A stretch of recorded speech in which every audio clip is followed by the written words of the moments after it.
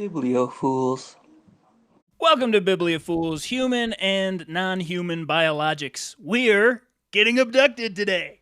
What do you think, boys? If you had a chance to get abducted, would you? It depends on what kind of stuff they're shoving up my butt. No, I would not. And this book taught me that no, I don't want to get abducted.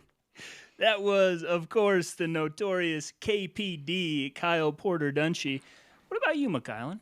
Here's my thing. If I'm getting abducted, I don't need, as we'll learn, some sassy bitch just being a dick to me. I don't need this alien. And I don't mean, I want to be very clear. I don't want some asshole just being like, oh, you don't get it? Oh, you don't get it? I don't need a smart alecky alien, okay? I have issues with my mental capacities already. I already think I'm kind of an idiot. So I don't need some space guy. You're smarter than me. You can go to space. Okay. As long as they don't talk down to you. Man, Mac did not like one particular alien in this book. That's right. He's rude. I swear so much. I swear so much in that. I swear too much. That was McKylan Rowe, and I am Evan Cannell, and I say, sure. As long as it's not, like, specifically not a fourth kind type of abduction. Like, if you're going to be respectful, I'm in. I just want to point out, you didn't keep my...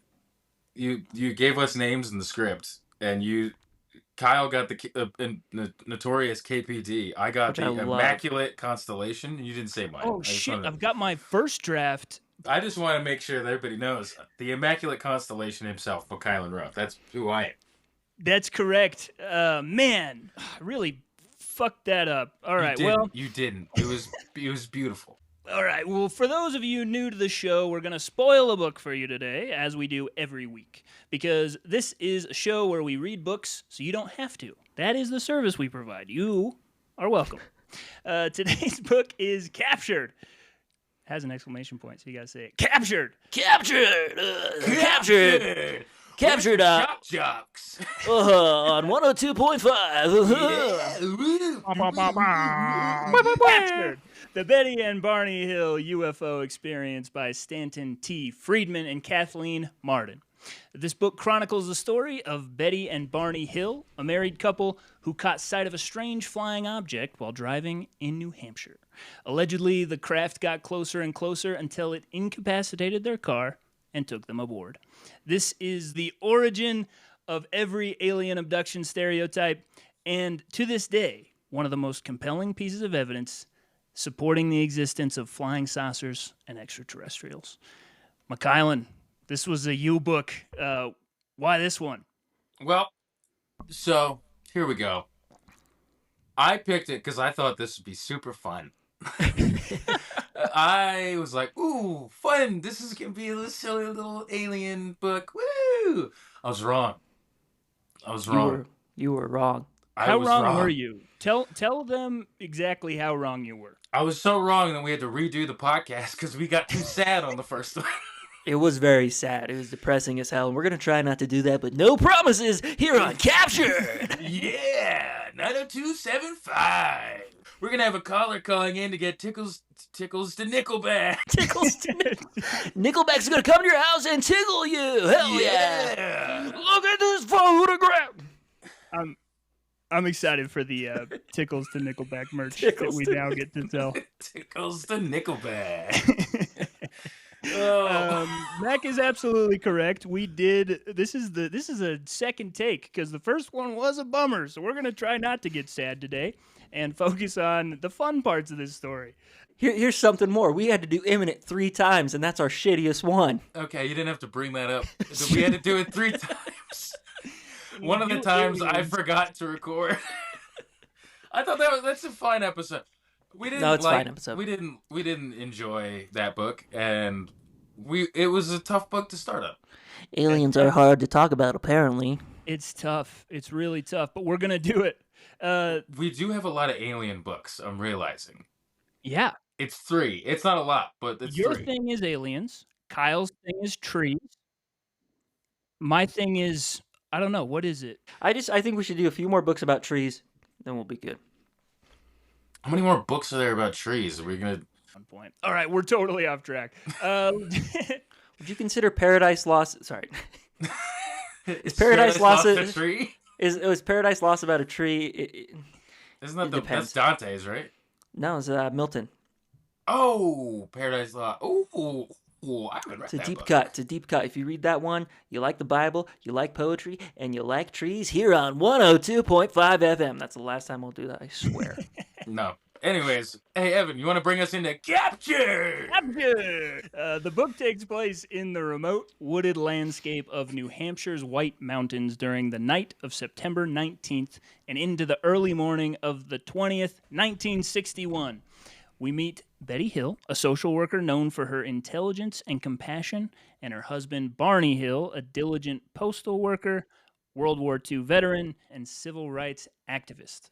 By all accounts, these are two pretty dang good human beings, regular people, highly respected in their community as people of integrity. Yes. This is one of the things that I always found fascinating about this, is that it's an interracial couple, is the first couple to ever get abducted by aliens. And that's just not a thing that until recently, I thought that like nobody really talked about this, but apparently there's a movie. Kyle, you said there's a movie coming out? There's a movie, Evan, there's a movie that stars James Earl Jones that's old, and we might dive into that, but Evan made mention that there's a new movie coming out with Demi Moore as Betty Hill. And Betty Hill is a great lady, but Demi Moore is way too hot to play her. So Disagree. You serious? In my mind, while I was reading the book, for unknown reasons, Betty Hill was super hot. So I agree completely with not an ugly woman, but doesn't matter. We got to do our casting for Betty and Barney. Yeah.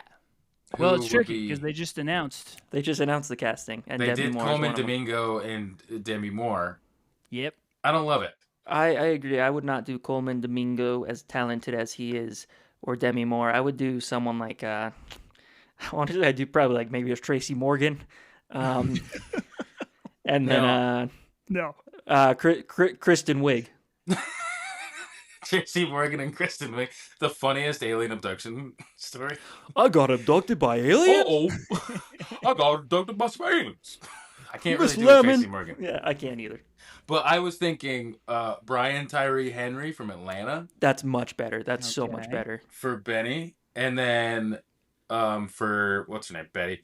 For Betty, Carrie Coon from White Lotus. Who does she play in White Lotus? She's one of the three white ladies that are all mad at each other all the time. Oh, we just finished. Great series. She's the one who, she gets naked a few times. Yeah, she'd be great. I'm glad that's how you remember her, yes. I mean, like, she's also too. No, I know. She's also an incredible actress. She was in The Leftovers. Yeah, I think that's great casting. So now you have some people to keep in mind here. On the fateful night, while driving home with their dog from a spontaneous vacation to Niagara Falls, Betty notices a bright, erratically moving light in the night sky.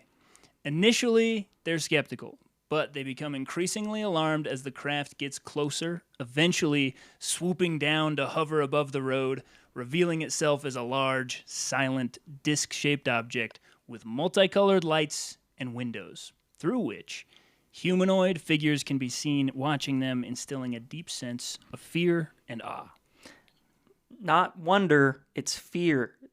It's a scary thing for all those people who are like trying to bring they're scaring them. They're scaring them, guys. We can't emphasize that enough. They're scaring the shit out of them. These are terrifying. Benny thought he saw a bunch of Nazis in this thing. He's scared out of his mind. He's scared out of his mind. Yeah. Also, I didn't realize this before. Barney. I keep calling him Benny. Oh, that's my fault. I've been doing that. Yeah, because Benny Hill. The problem is, Barney Hill is in the White Mountains, and Barney Hill is a black man. I don't know. It has something to do with the hill, the name of the hills. Yeah. Something to that, absolutely, for sure. I think you're onto something. That's why I never go to the hills of Nicaragua. Yes. Stay away. We talked about who to cast. I think who to direct is also important. I do, because of this scene specifically, when they're driving and it just sort of like comes up on them and like appears big bright lights right in front of them. I want a Michael Bay. I want a Michael Bay freaking abduction story where it comes in and it's blah. We do love a Michael Bay movie on this podcast. Yes. Should we talk a little bit about so Barney definitely did not believe that they were being that there was anything. He definitely was on team it's a plane. Yeah. And it started just moving super weird. So he gets out at one point, gets the binoculars and looks through them, and that's when he realizes, that's when he can see people moving around inside. And then they immediately get back in the car. He rips the binoculars off away from his eyes so fast that he breaks the strap, and they run back in the car and drive away. Because what Barney sees, as McKylan alluded to, is that he describes it as humanoid figures that are dressed like Nazis. I can't think of anything more terrifying. Run. Especially in a flying thing you can't describe. Exactly. So he's like, okay, let's get the hell out of here. Let's go. So they remember driving away quickly, and then both remember hearing a series of pings hitting the trunk of the car, after which both of their memories go blank for 2 hours. When they eventually reach home, they both feel exhausted and shaken. They notice things out of place like Betty's torn and stained dress, Barney's scuffed shoes, both their watches have broken, their dog is acting extremely skittish, and there's strange shiny spots on the car's trunk. Yeah, poor Delcy, their little wiener dog.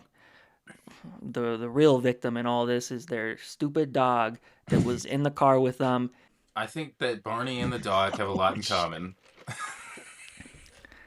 I think the dog is really how Barney feels on the inside, and he just doesn't show it because, Barney's a man of the 60s.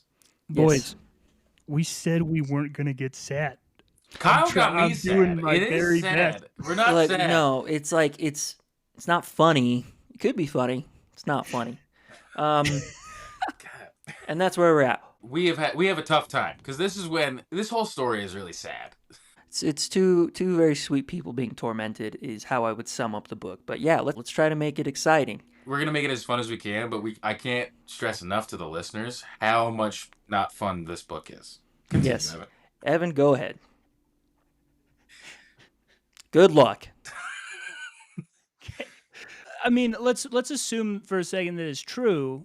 It's crazy, and we suddenly know a whole bunch of things about aliens.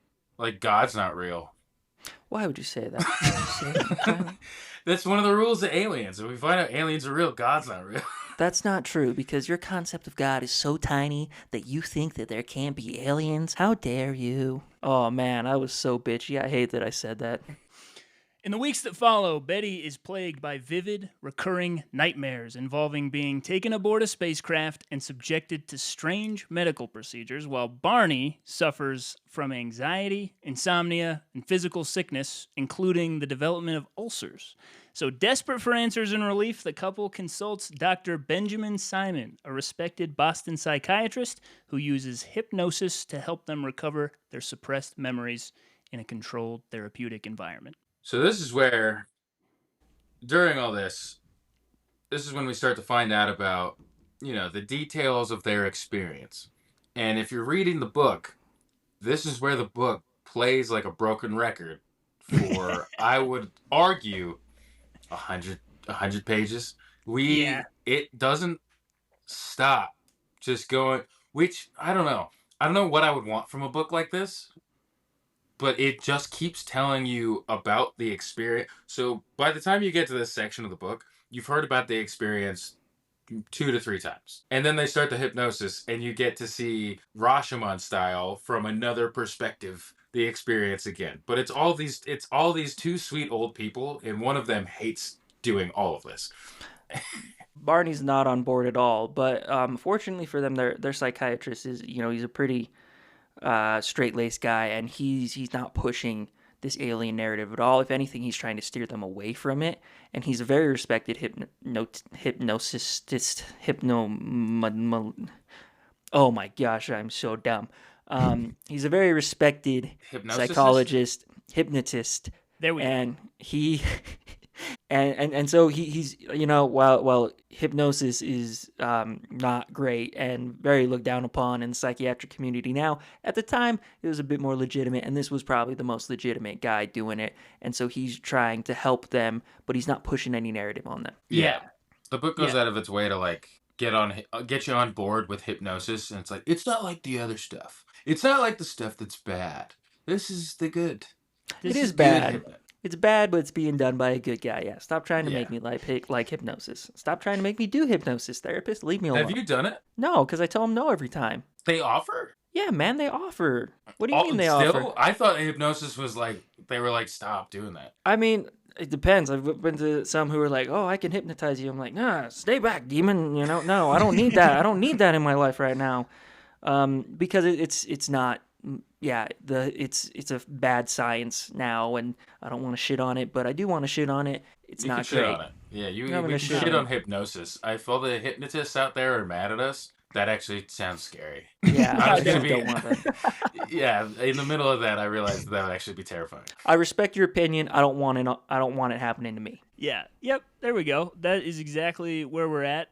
It's not a witch thing. I feel like witch is what I would be more afraid of. Yeah. Well, if you're a witch, we love you. We love a witch. Phools. Hey, and whatever you're doing to Elon Musk, keep doing it. Do it. Yeah. keep doing it. I'll just say that. Amazing. So, but I do sympathize with Betty and Barney here because they were just on their way home. They saw something that they can't explain. They do remember that. And then they don't remember a period of time, which just that on its own would be quite alarming. And then they get home and Barney's like sick and Betty's having nightmares and the shoes are scuffed. Like, it would be really, really unsettling to have a period of time where you know something happened, but you don't know what it is. So I'd 100%, like, I'm here saying I would never go to a hypnotist. Under these circumstances, I'd be like, let's see if we can like uncover whatever's locked in my brain for what happened there. Absolutely. I don't know. I live in that. Maybe it's a flaw in my character. I feel like I live in that mode of I would rather just not. I don't remember it for a reason. I would rather just not remember it. Like, we move on. You ever like go out and get, or we do this all the time, where like somebody tells you about a time that you were drunk. There's always a friend who's like, you don't remember what happened? I'll tell you what happened. And then they proceed to just tell you a bunch of stuff, and the whole time you're just like, oh God. And okay. I don't have a bunch of those stories. I don't have a problem. Okay. But I see the eyes. If a hypnosis guy was like, you want to find out what happened when you blacked out last Saturday? I'd be like, no. I would lean into it, and like I said, hypnosis is respected at this time, and so I'd be like, I want to know what's going down. So I can see they're confused. Nothing like this has ever happened to them before, and so I don't imagine that they're expecting the results they're going to get in hypnosis. They're just curious and trying to figure out what's going on with their life. Yeah, I would not. No. And McKylan explained why he wouldn't, because I don't blame you after that explanation. I want to know if you've ever been that guy and then told a made-up story. No. I feel like that would be horrible. I want to. The second you said that, I was like, ooh, that'd be funny though.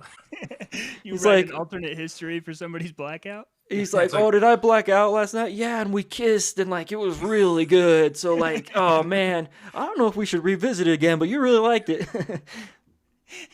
Sorry. Yeah, exactly. I would. What we're describing may or may not be what happens next here. So yeah, that's true. Under hypnosis, Betty and Barney remembered being stopped on the road by humanoid beings. So they hear ping, ping, ping, ping, and then the car stops, and then they're approached. The humanoid beings lead them into the woods onto their landed craft. They describe the beings having large slanted eyes, grayish skin, thin bodies, communicating telepathically, and treating the couple with like a clinical detachment, just like kind of sociopaths.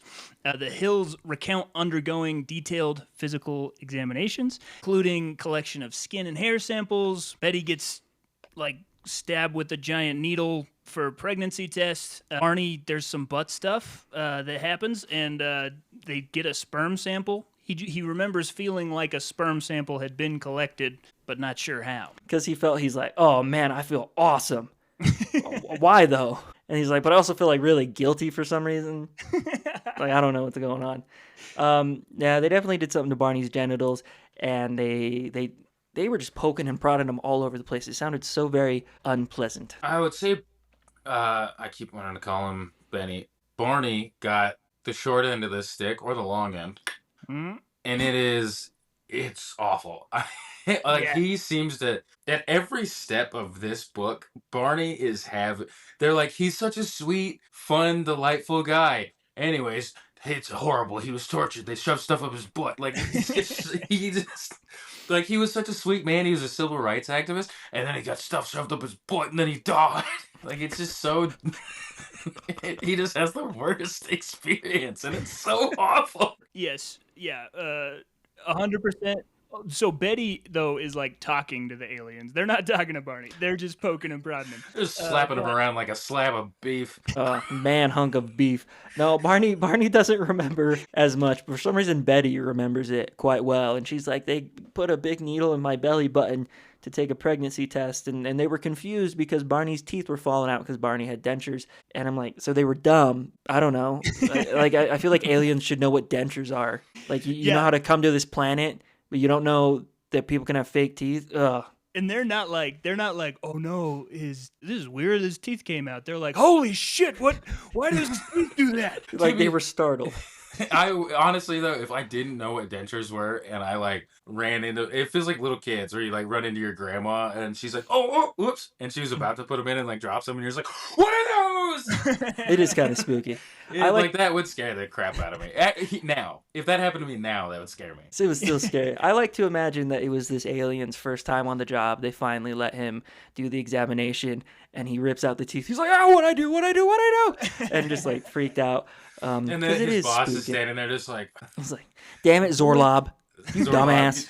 Glip Glop, get over there. Zorlob doesn't know what he's doing. Zorlob doesn't know anything. Send him back to... idiot. Yeah. You're only here because your dad's rich. Yeah, Zorlob. Your daddy's rich. You think your daddy's powerful? Guess what? Your daddy spanked me real good the other night. And Zorlob's like, what? It's a really confusing day for Zorlob. It's a very confusing day. It's also a confusing day for Barney. Yeah, back to, yes, let's not breeze past back. Barney's having a bad time. And so Betty... But he doesn't remember it. Thank goodness Betty's dragging him to hypnotherapy so he can remember it. Could you imagine? You're like with your wife and it's like, I don't want to talk about this stuff anymore. I had the worst time on this. And she's like, no, it was amazing. Like, I saw this star map and he's like, that's not how it went for me. He's like, that's not how it went.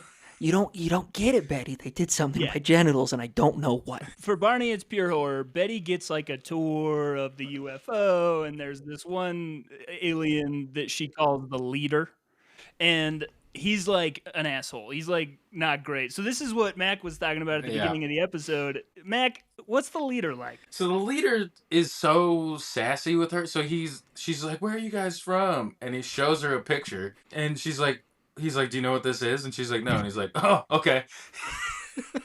Well, like, he has this just like, then why are you asking, idiot? Like, stop asking me all these questions. You don't know what the answers are going to be.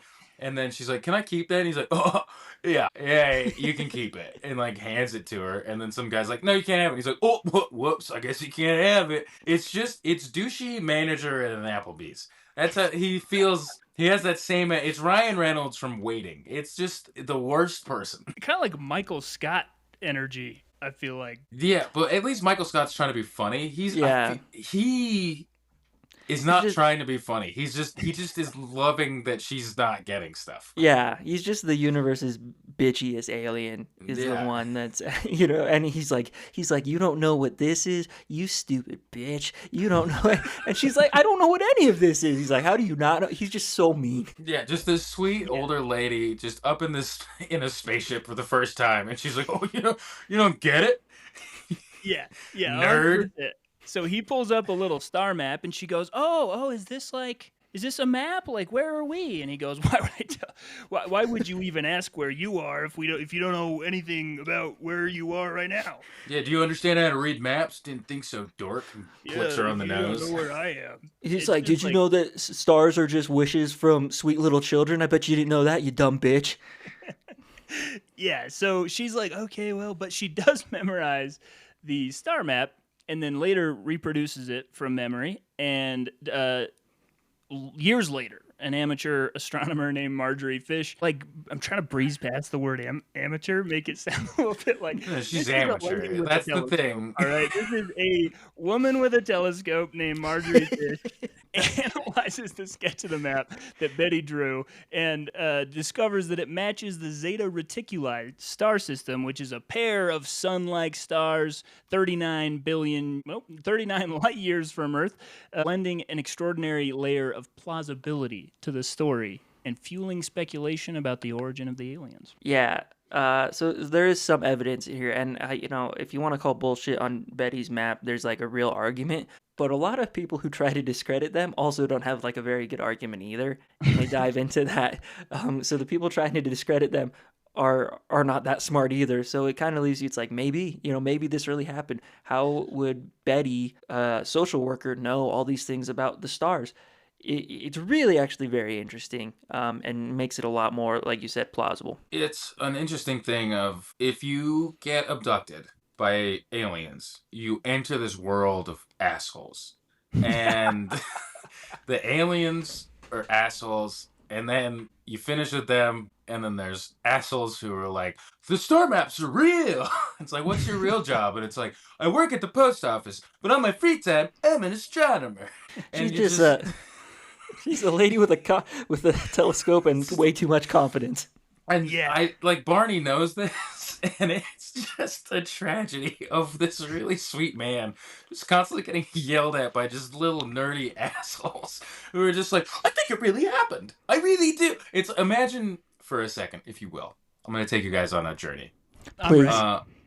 Imagine that you are a regular human being, just a normal guy, or girl, whichever. You just imagine, you like movies, you like your regular music, you don't mind Sabrina Carpenter. And then one day you just are accidentally at Comic-Con. And that's what happens to these just older people just being shoved in this weird fantastical world of people who just love something too much and are too obsessed with it. Way too much. Yeah, 100%. And nobody's actually like being paid to do this. It's just a bunch of weirdos. So the map, though, is not the only evidence that the abduction really happened. So this is where it gets a little weird. So there's hypnosis, there's some speculative astronomy going on, right? Like, all of this sounds pretty made up from one perspective, but there is some evidence that's hard to explain. So Betty's dress being torn and covered, it was covered in this mysterious pink powder, and laboratory analysis revealed the presence of unusual chemical compounds not easily explained by conventional sources. There's just like no reason for those things to be on her dress. It was the chemicals. It was the chemicals. It was a pink powdery chemical that no one knows what it's. You know what else is pink and questionable? Whatever's going on with Barney's crotch, because he is getting these sores and these warts that he can't explain, and it's just not fair. It's not fair. Betty gets it on her dress, Barney gets it on his balls. It's not cool. Because as we've said, I don't know if you guys noticed, Barney had a hell of a time. Barney's not having a good day. So yeah, he wasn't sassed by the bitchiest alien in the world, but they did a lot of other stuff to him. He was verbally abused and given an STD, and physically abused. There was a sperm sample in there. He had a moment that was pretty okay, probably. I feel like an against my will sperm sample is not nice. Yeah. All right, fair. Immediate regret. So there were also unexplained circular magnetic spots on the car's trunk. So those were weird. It was like you could hold a compass by it and it would always be attracted to the spot.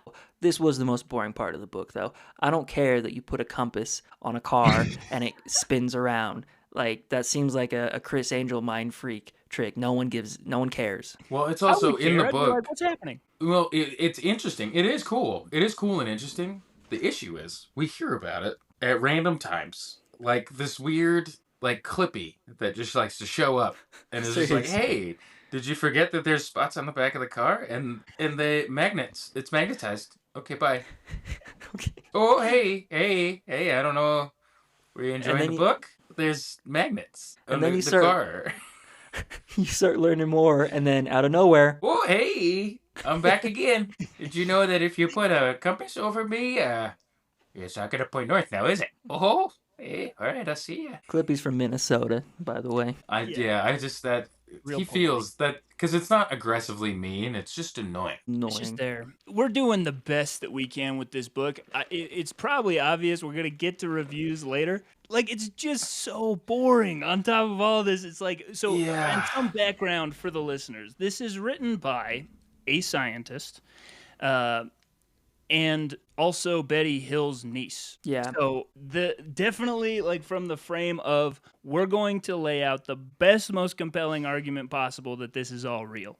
And so they really get meticulous and they're like, okay, this is the exact wording of the Project Blue Book report. And if you look at it, why would they have said that if they weren't purposefully trying to discredit Betty? So it's just like it is a textbook of how this abduction story might be real in very, very vivid details. So you'll have to excuse us if it's just like it wasn't fun. We didn't have a good time. No, it Barney wasn't didn't fun. have a good time. Barney didn't have a good time, and the person who wrote this book is named Stanton T. Friedman, which is arguably the most boring name I've ever heard in my effing It's life. not a fun name. Not a fun name. Hey, I'm Stanton. You want to go play lacrosse and then do some math at the quad? Like, I don't. Leave me alone, Stanton.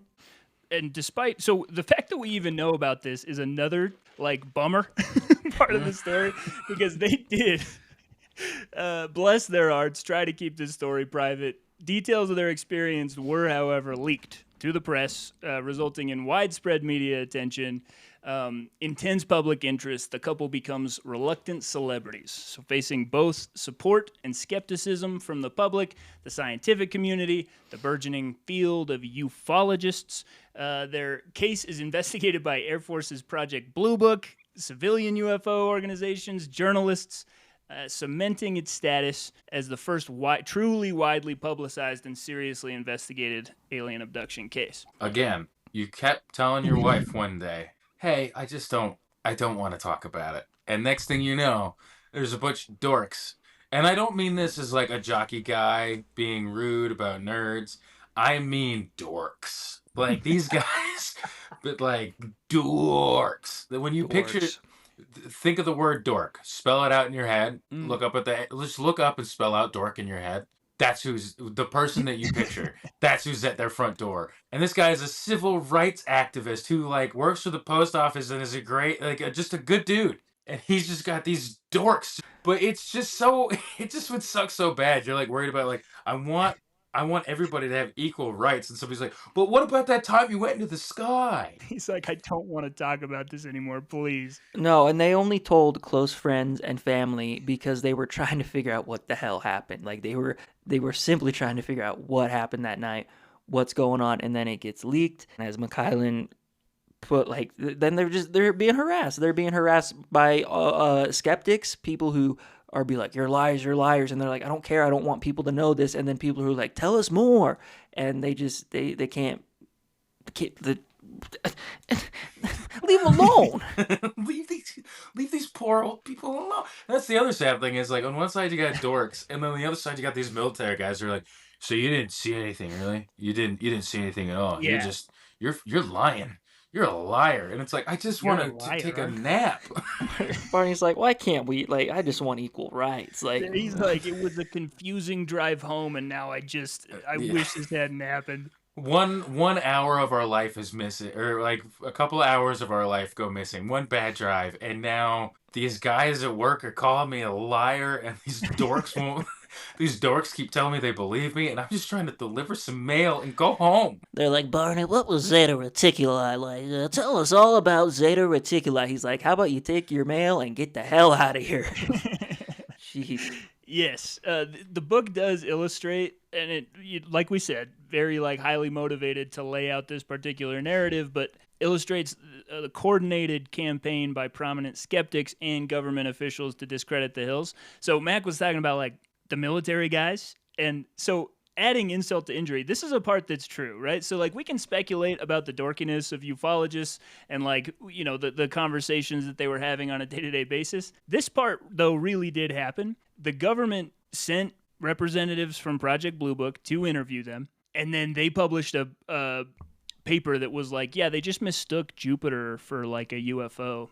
And that's basically what the report says. So it's insane. There's like some actual real gaslighting at a governmental level going on here, which that was Project Blue Book's whole purpose, was like go out and discredit everyone that's claiming anything about UFOs. Which sucks because they never claimed anything, and they're just getting dog-walked by the government. Absolutely. No, they didn't claim anything. They're just like, I think this happened to me and I'm trying to figure it out. And then they just get attacked from all sides. Like imagine going to like hang out with some friends and you're just like, the hell of a thing happened. You know when you drive home and you kind of like lose some time when you drive home? That kind of happened to me the other night. And everybody's just like, well, what if we call the cops? Something happened to you. You're like, no, yeah. Wait, no. I was just sharing a polite story. No, what if we call it? I think you got abducted by aliens, right? Little gray man got you. Are you sure something wasn't shoved up your ass? I bet somebody shoved something up your butt, right, buddy? Are you sure someone didn't give your wife a pregnancy test? You want to get something shoved up your butt, buddy? He's like, I don't think we should be friends anymore. I think we need to distance ourselves. Hey, honey, I was trying to tell a funny anecdote, and that guy kept asking me about my butt. I think we shouldn't hang out with them anymore. I don't really... the proper response. Yeah, it's just to say, hey, no, probably nothing. It's like a phenomenon to have. Like sometimes when you drive home, you don't remember the whole drive. It's fine. But instead, they just yes-and themselves into this crazy... into this nightmare where it kills one of them. Okay. Yeah, well, yeah, Barney gets sick and dies. Not that long after this occurs. Also, you know who else dies? Sweet little Delcy. Their dog that was with them dies like pretty quickly after the scenario, and it was a very healthy dog up until this point. And there's like, why is our dog dead? Why is our life falling apart? We just want to know what's going on. Man, aliens suck, dude. Like this story plus like the Brazilian UFOs from the Imminent episode. I'm just like, I don't like these guys. I want to fight them now. I'm not putting that into the universe. If I wake up at 3:33 tonight, I will shit my pants. But the aliens are not nice. Well, it's this thing of it. Okay, let's say we believe that they're real. They are behaving in the same way that a kid would behave with like an ant, right? Yeah. But then when you look at it from a fellow ant's perspective, you're just like, these guys are the worst. They put some of us in a farm. They don't even live. They took them. And they died. I like how if Mikhailin gets abducted, he's going to be like, you are not behaving very well.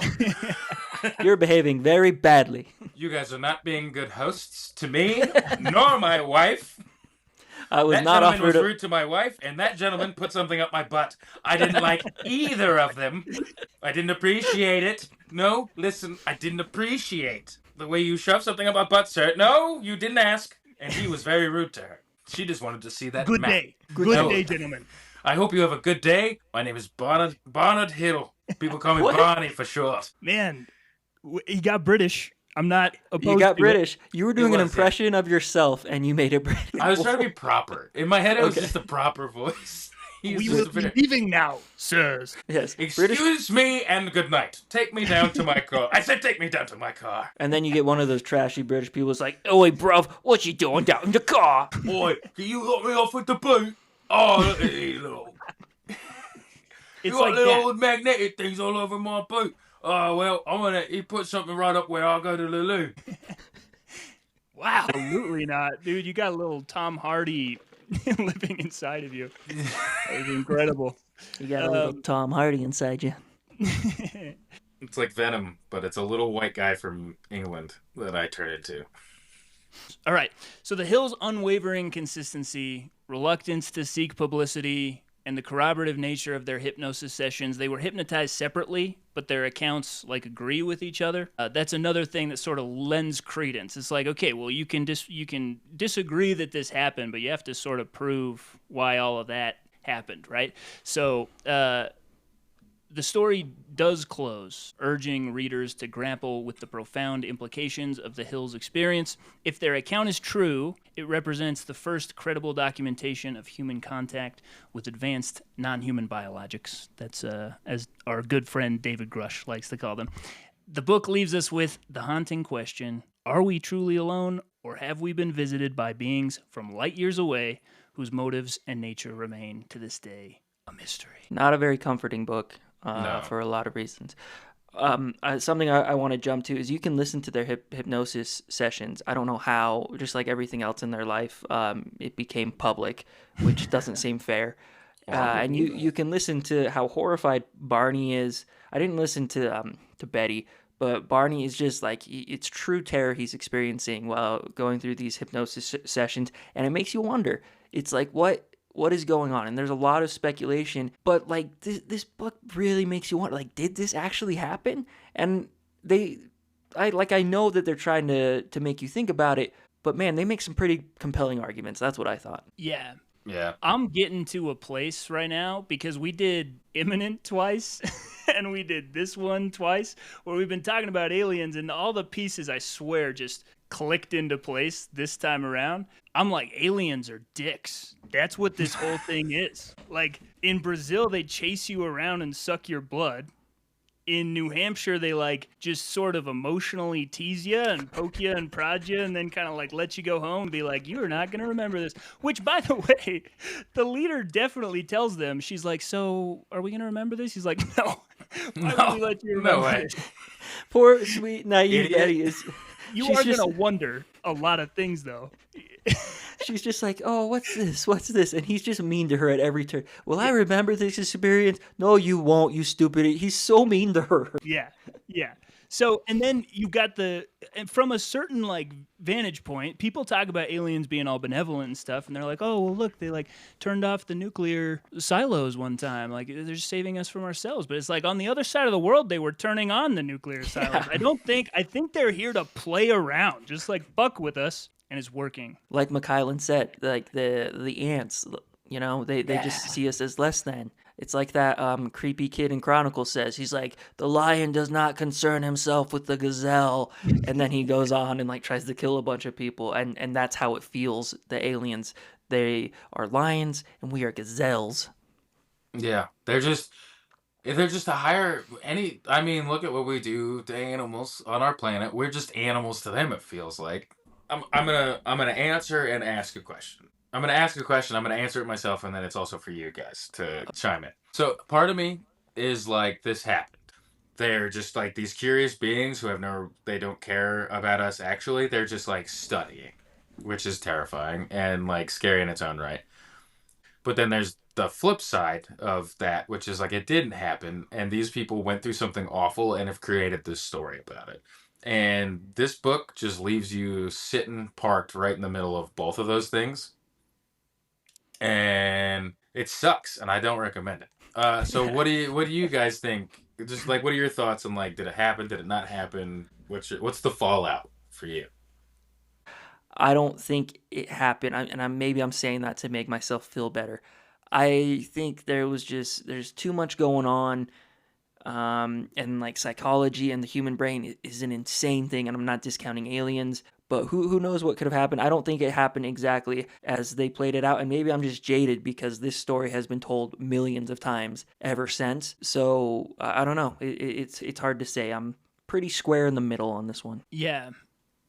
Like my main impression about whether or not it happened is I'm positive that Betty and Barney believe it happened. And I don't know quite what to do with that.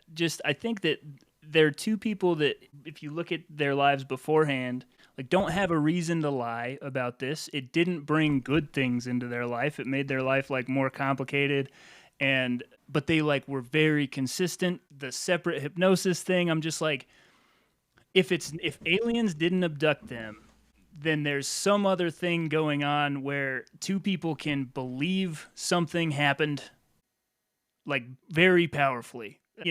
Like maybe, and this is known to happen, like mass hysteria or folie à deux, which was a thing. Are you talking about Joker folie à deux? Yeah, folie à deux was actually a term before Joker 2 was bad. So, yeah, I think that I think that they believed it was real. That's what I say. Whether or not the aliens, sure, sure, I believe in it. I believe in it because here's why. I'm safer if I believe the aliens exist and they're dicks, because I'll watch out, I don't know. To quote a line from The Lathe of Heaven, great self-destruction follows upon unfounded fear. So you gotta be careful with that. Okay. Then no. Okay, fine. I don't believe in aliens. Whatever. That's the other thing that sucks with this book. And we're done with alien nonfiction forever. Man, We're never you doing another. Never. Recommend one. We're not doing it because We might. It depends. we on might, but look, can we take a break from the aliens, please? Can we just take a break? But the thing with it is, you kind of have to believe in aliens. Just by logic speaks to the existence of aliens. But then you read about any of our interaction with them, and it's terrible. Yeah, really. And they also ghosted. They not only did they destroy Betty's life, but she spent the rest of her life looking for them. You could argue she drove herself crazy trying to reach out to them again, and nothing. They never showed up again. They just completely ruined her life and then ghosted her. And that's so mean. That's just so mean. So yeah, this idea of benevolent aliens, which up until probably 4 months ago I completely believed in, I no longer believe in. So that sucks. Oh, that's good. I think the other thing that we have to remember is that the government and people who have whistleblown have said that aliens are real. So these kind of stories, after getting that knowledge, are not appreciated. Yeah, you could discredit this up until our good pal Luis Elizondo was like, no, it's all real. And now it's like, oh shit, that's not great at all. They're horrible. Yeah. And it's such a bad experience that it ruins your life. It could kill you with a brain aneurysm from stress. Or you could spend your whole life trying to figure it out, and after the government completely just takes away any chance of you getting a real job or being listened to by anybody who matters, you just die alone quietly. There we hit the bottom again. Wow. Sorry. It's just so depressing. It's such a depressing story. Oh, we tried. It's depressing, but it's also not our fault.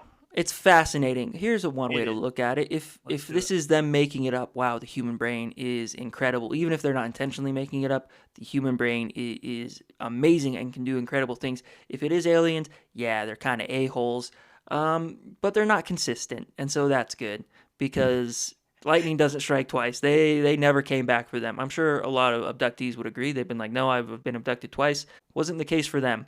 Barney just had a terrible time and died, and Betty drove herself crazy trying to find them again and never did. Maybe that's why. See, I've been looking at this all wrong. I've been trying to say I'm looking for the consistencies to see, maybe it's all real, right? So I'm looking at okay, these are orbs, and orbs work this way, and then these are saucers, and there's the Greys and the Nordics, and it's just one sadistic race just mixing it up so nobody knows what the fuck is going on. It's just this one crew of bitchy aliens just going around and terrorizing the world. Oh, watch out for the wrecking crew. The wrecking crew. Hey, we're back. Let's go push that kid over. Yes, sir. Ooh, yeah, there's a brown one and a white one together. Let's pick them up. Shove some stuff in his butt. She's stupid. Let's go. Is that the pinnacle of civilization?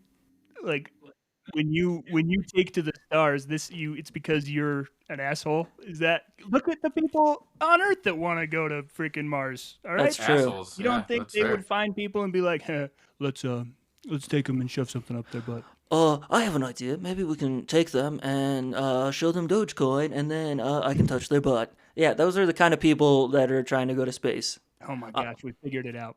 I think the real thing with all of it is that no matter what it is, okay, so we know aliens are real, technically. That's a thing that we could say that we know. If you believe the government, yeah. And if we also believe all the people, there's so many people from the government that are yeah, they're real. No, you're right. And it goes across the aisle, yeah. Yeah, it's across the aisle. It's not a psyop. What are you talking about? The assholery continues within the CIA of people just with misdirects and fake stories, and who knows if Luis Elizondo wasn't put up to the whole thing. Fair, but that's okay. Well, thanks for that. This is the wind right out of my sails. I'm sorry. I'm sorry. But no. Let me stop you right there. Hey, you were making a point?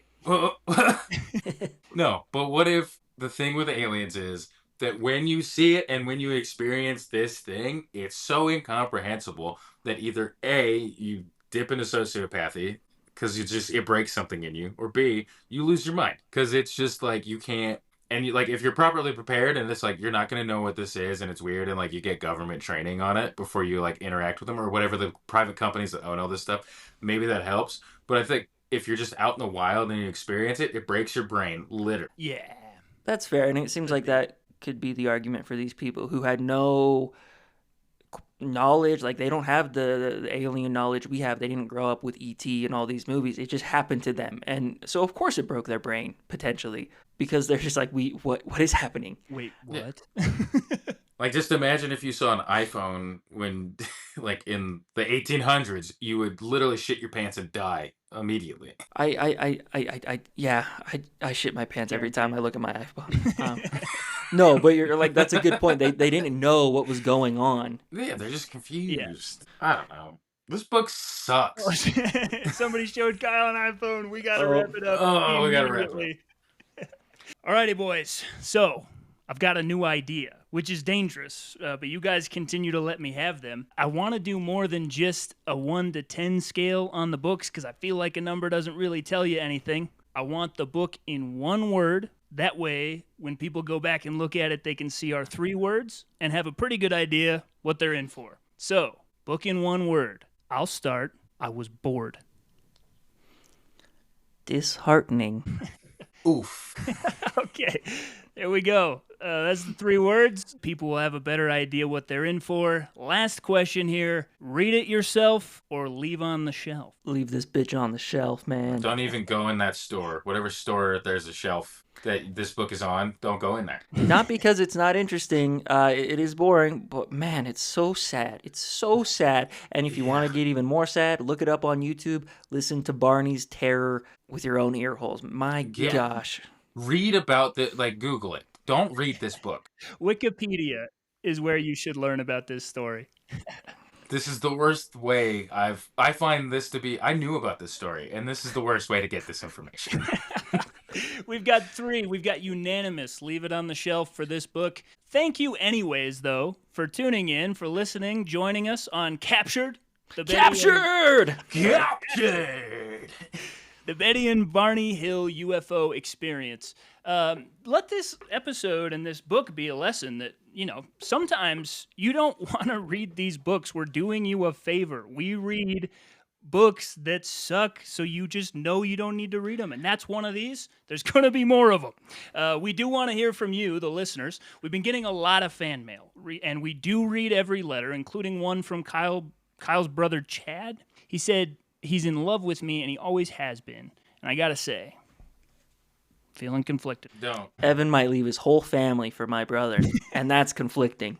That's conflicting. For me, I'm confused. I'm not conflicted. Okay. All righty. Well, follow us on Instagram at BibliaFools online. We're at BibliaFools.com. If you've got a book request, send it to BibliaFools@gmail.com. Follow the show on Spotify. Kylan, any parting advice for the good people? The way you spell BiblioFools is Bibliopools. I'm going to say it one more time for you. Bibliopools.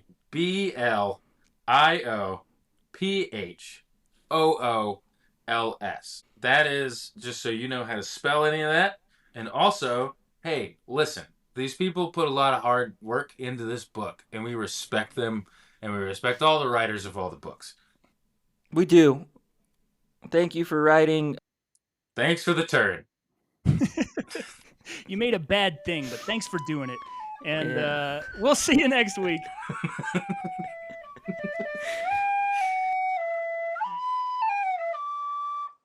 You can leave now.